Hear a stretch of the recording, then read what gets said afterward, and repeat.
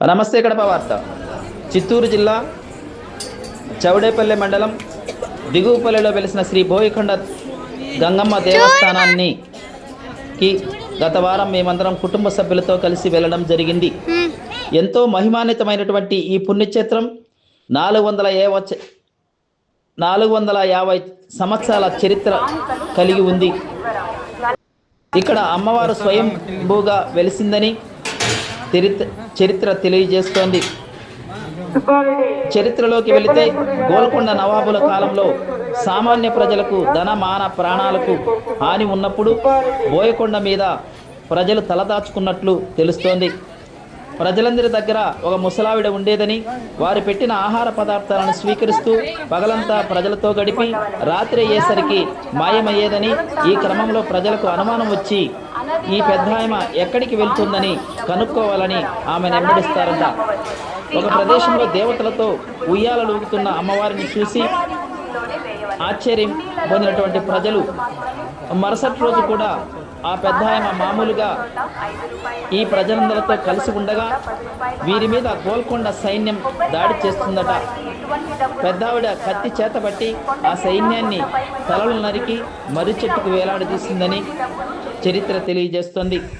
సైన్యాన్ని తరిమే క్రమంలో అడ్డం వచ్చిన పెద్ద రాతి గుండును సైతం తన ఖడ్గంతో నరకగా ఆ గుండు 2 ముక్కలైందని, అమ్మవారి ఉగ్రరూపం చూసిన భక్తులు శాంతింపజేసి పూజలు చేయగా వారి కోరిక మీద అమ్మవారు ఇక్కడే బోయకొండం మీద స్వయంభుగా వెలిసిందని చరిత్ర తెలియజేస్తోంది. ఇక్కడ ఇంకొక ముఖ్య విషయం ఏమిటంటే, కోరిన కోరికలను తీర్చే ముగ్గురమ్మల పూజలు అందుకుంటోంది. అమ్మవారి మీద 3 పుష్పాలు ఉంచితే గురువైపున పుష్పం పడితే కోరిక నెరవేరుతుందని,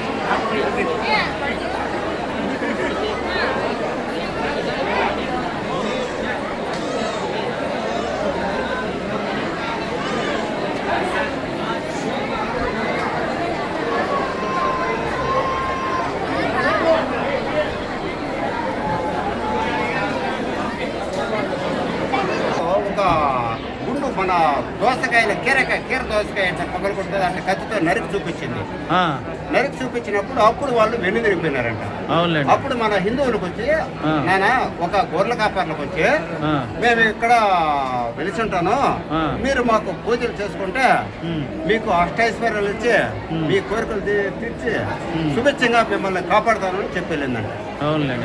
కాదు స్వామి, మీరు మీ ఎన్నో వంశం? మేము వచ్చి మాది 3వ తరం అండి. మా తాతగారు ఉండేవాళ్ళు, వాళ్ళ తర్వాత మా ఫాదర్ ఉండేవాళ్ళు, వాళ్ళ తర్వాత మేము. ఇది మాదే 3వ తరం. 3వ తరం మీరు.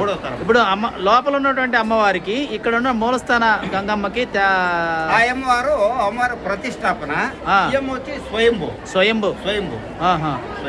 అంటే అమ్మవారి మహత్యం గురించి ఒకసారి చెప్పండి. అదే అమ్మవారి మహత్యం అంటే, ఇంకా అమ్మవారికి ఏదైనా కోరికలు కోరుకున్నట్టుగా ఉంటే వాళ్ళ కోరిక జరుగుతుందా అని చూసారు అంటే అమ్మవారి శిరస్సు పైన 3 పూలు పెడతాము. 3 పూలు పెడితే వాళ్ళ కోరిక జరిగేట్టుగా ఉంటే కుడి భాగాన్ని ఇస్తుంది, మధ్య రకంగా ఉండేట్టుగా ఉంటే మధ్యలో పువ్వు పడుతుంది, మిడిల్లో.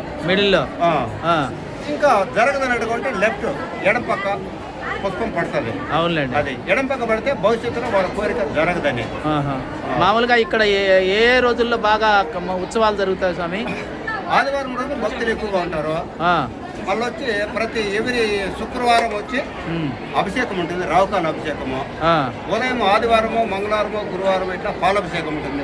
ఉదయం 4:30కే. 4:30, 5 మధ్యలో 5:30 అంటే దర్శనం ఉంటుంది. మరి వచ్చి దీన్ని ఒక ఈ మాఘమాసంలో లచ్చ కుంకుమార్చన ఉంటుంది. ప్రతి పౌర్ణమికి, ప్రతి అమావాస్యకి కూడా చండీ హోమం అనేది జరుపుతారు. ఓకే స్వామి, మీ పేరు? మా పేరు చంద్ర అండి. చంద్ర స్వామి.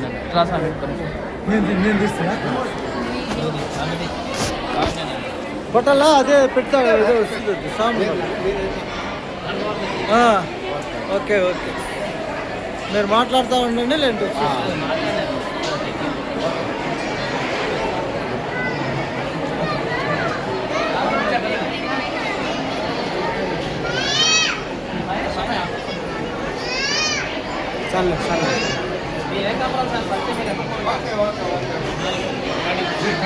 సరే ఆయన అల్లు ఛానల్ ఈ ఛానల్లో తీసి చెవులు పెట్టుకోవాలి, తుండులు వేస్తారు, పోతుంది చెల్లు పోతుంది ఆ మహారాజు అంటే